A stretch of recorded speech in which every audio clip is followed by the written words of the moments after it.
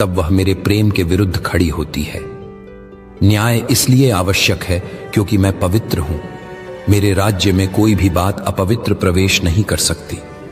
यदि मैं न्याय न करूं तो मैं अपने ही स्वरूप को नकार दूंगा। जब मैं क्रूस पर लटका था, मैंने पाप का भार अपने ऊपर लिया। वहां मैंने नरक का अनुभव किया, वह अलगाव जो आत्मा मेरे बिना महसूस करती है। इसलिए मैंने पुकारा, हे मेरे परमेश्वर, तूने मुझे क्यों छोड़ दिया?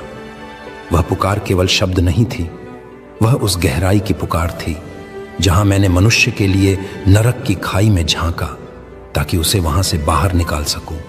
यही कारण है कि जो मुझ में विश्वास करता है उसे अब डरने की आवश्यकता नहीं, क्योंकि मैंने न्याय का मूल्य चुका दिया है।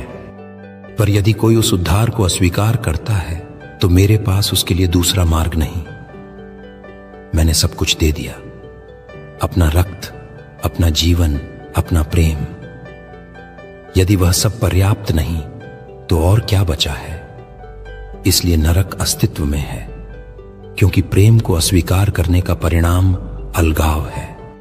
मेरे बच्चों, मैं चाहता हूं कि तुम जानो, नरक में जाने के लिए मनुष्य को बहुत कुछ नहीं करना पड़ता। बस मुझसे मुंह मोड़ लेना ही काफी है।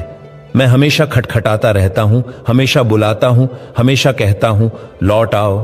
पर जो लगातार कहता है नहीं, मुझे अपने ही मार्ग पर चलना है, अंततः वह उसी मार्ग के अंत तक पहुंचता है जहां मैं नहीं हूं।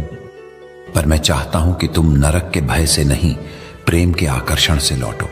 मैंने तुम्हें डराने के लिए नहीं बनाया, मैंने तुम्हें अपनाने के लिए बुलाया। मैं चाहता हूं कि तुम जानो कि मेरा न्याय कठोर नहीं बल्कि न्याय संगत है।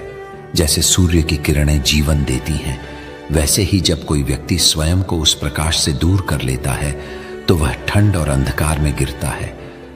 यह सूर्य की गलती नहीं, यह चुनाव का परिणाम है।